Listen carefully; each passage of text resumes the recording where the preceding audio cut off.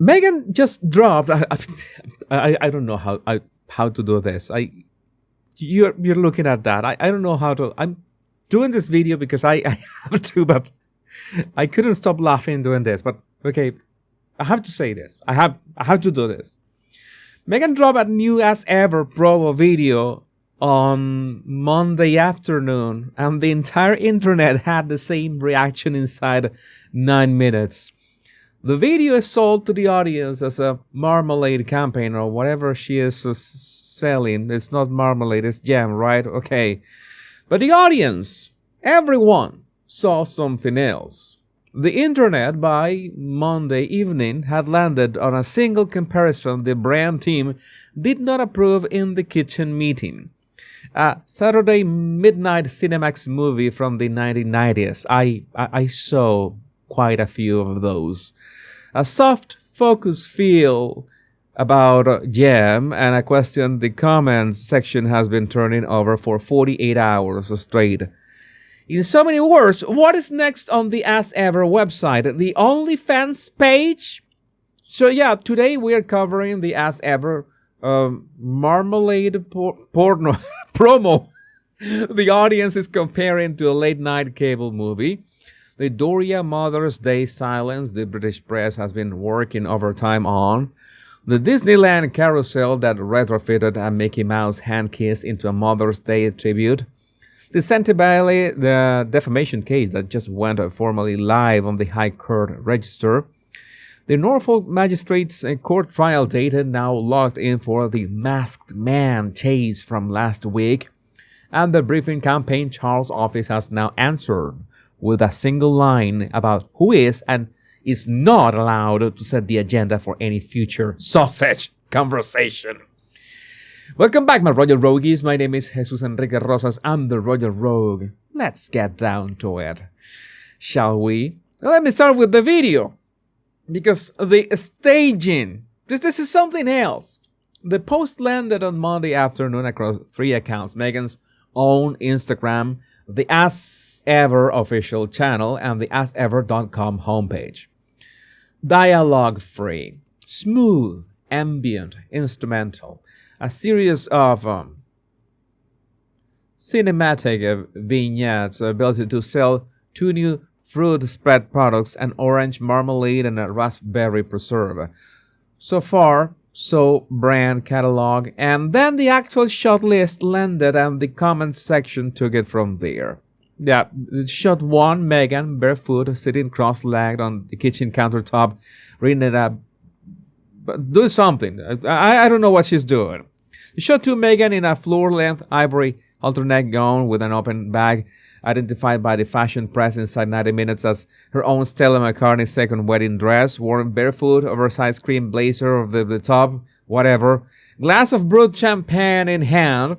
And shot 3, Meghan in a Merlot color Haiti Merrick slip dress, the V neckline, black shoulder bows, pouring glass of As Ever brewed in a cup in slow motion. Shot 4, slow motion close up of a single raspberry going into a mouth. No. This is I don't know. This is not something I should not be analyzing, but here we are. So the fashion press classified the slip dress shot in its own copy as the lingerie style trend. The internet by Monday evening had a different classification. The reel is selling jam, allegedly. The shot list is selling the woman pouring the jam. And the line that has been circulating across X, Reddit, and the British comment sections for 48 hours is the line of a commentator first floated about her 2 years ago. What is left for the brand to monetize after this? An OnlyFans page? So, the setting is the kitchen. The styling is the bridal suite. The marketing is the marmalade. And the spitting image got there first, by the way, calling the entire ranch woke marmalade in last week's segment.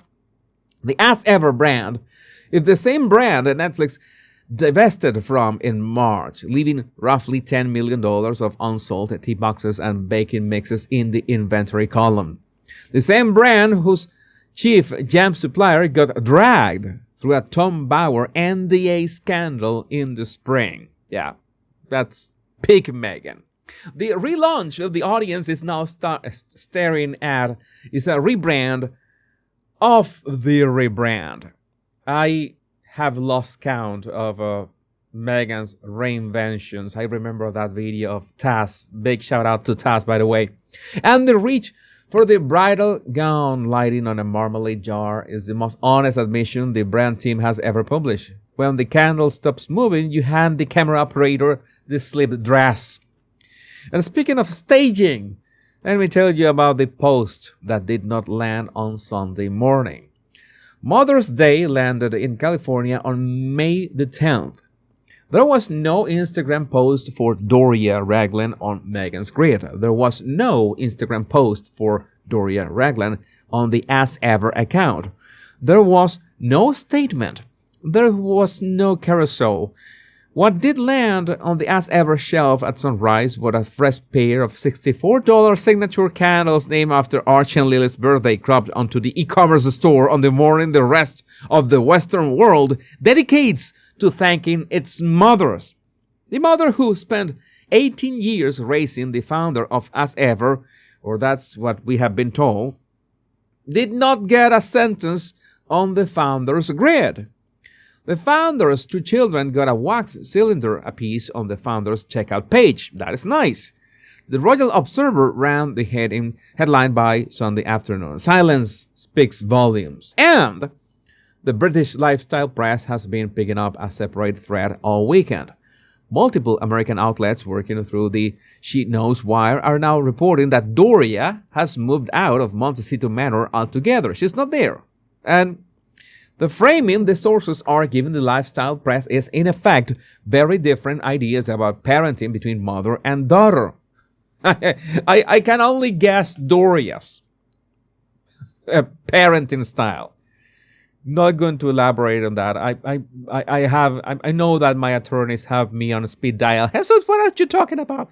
But well, the relationship the brand has spent 6 years selling on Oprah, on Netflix, and across every sausage interview as proof of an unbreakable mother-daughter bond is, on the morning of the most photographed family occasion of the year, conducted by absence, I guess, which brings us to the post that did land 24 hours later with the receipts already filed. Meghan published a Disneyland carousel on her Instagram on Monday, framed by the caption as an extension of the Mother's Day weekend. The first slide is Meghan and Doria in matching Mickey Mouse ears kissing on the cheek. The other slides are Harry and Archie in matching navy outfits and baseball caps for Archie's 7th birthday, and Lily in a floral dress meeting Aurora and Cinderella at the castle line. And the slide every royal correspondent on duty pulled out as the official Mother's Day tribute to Doria Ragland is the one Hello ran on the morning of the 12th. Mickey Mouse in costume, you have to imagine it. I'm not going to subject you to this. Mickey Mouse in costume kissing Doria's hand at the meet and greet robe. That is the Mother's Day tribute. The character actor at the theme park in a foam globe kissing the grandmother's hand on a Monday afternoon after the brand team realized the absence of a Sunday post had become the Sunday story. Yeah, that's why they say that sometimes silence speaks volumes. So the carousel is the damage control retrofit. The Mickey kiss is the apology, and the simplest reading is the right one. The sausage operation forgot Mother's Day. The sausage operation noticed the silence on the wires by Sunday evening. And, well, the sausage operation booked the theme park, ran the camera, posted the carousel, and signed Doria's tribute through the foam globe of a costume character actor on Main Street, USA. Now, let me tell you what landed on the High Court register the British press has been picking through this morning. The Centennial defamation case is no longer a press release. The case is officially filed and live on the High Court register under the title Centennial versus the Duke of Sausages. You know that is not the official name, but here, you understand how are things around here. The Duke of Sausages and another Launched on the 24th of March 2026 and made public on the 10th of April. The gingerbread is now formally a defendant. The co-defendant is former trustee Mark Dyer. The action is a Part 7 libel claim. The framing is the charity has put on the public-facing case file is that Centebal needs court protection and restitution against what its chair, Dr. Sophie Chandauka, has been calling on the wires a coordinated adverse media campaign running since late March 2025. In effect, the charity Harry co-founded 20 years ago to honor the memory of his mother is suing him in open court for what his camp said about the chair when he resigned as patron. Harry's spokesperson on the record this week has categorically rejected the substance of the claim. The same spokesperson has also flagged the inconvenient counter-receipt the charity is going to have to address before a trial date is set. Charitable funds in the spokesperson framing are now being used to pursue legal action against the people who built and supported the operation for the better part of 2 decades. So the receiving end of the legal fees, in plain language, is the donor base, whose money is supposed to be paying for HIV programs for children in Southern Africa. So the August 2025 Charity Commission inquiry, the one we have covered on this channel before, found no widespread bullying on either side and criticized the governance of every party in the dispute. That finding is the floor the charity is now litigating off. Now, there is on a London courtroom docket a libel claim with the founder of the charity as the named defendant on the donor base of Southern African HIV programs as the people whose money is paying the running costs of the action. And meanwhile, what a mess. Meanwhile, in Norfolk, the country lane chase from Wolverton last week produced its first courtroom calendar this morning. Alex Jenkinson, 39, the man arrested at the scene with what the police describe as an offensive weapon, appeared at King's Lynn Magistrates Court on Friday, May the 8th. He pleaded not guilty to 2 counts of using threatening, abusive, or insulting words and behavior toward, Andrew Mountbatten Windsor. He pleaded guilty to a 3rd charge of failing to provide a blood specimen.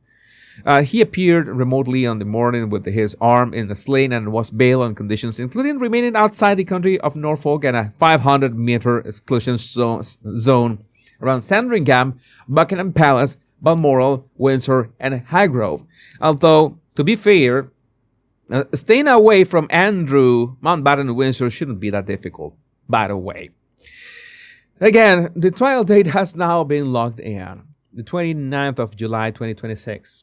At Westminster Magistrates Court. And the line every royal correspondent in the country has been waiting 2 months to print is the one leading the morning's reporting. Andrew himself is expected to give evidence. Okay. The first time the former Duke of York will be on the witness stand in a British courtroom in the post-Epstein era is the morning of the 29th of July in central London in a public courtroom on the public record. The chase up the lane was the news cycle of the week. The witness stand on the 29th of July is the news cycle of the summer. So let me close off the briefing the Royal Observer and the Reality Wire have been carrying since Monday morning. The reconciliation narrative. The sausage cab has spent the back half of April pushing through Clarence House has, on the Royal Observer's read, hit a wall.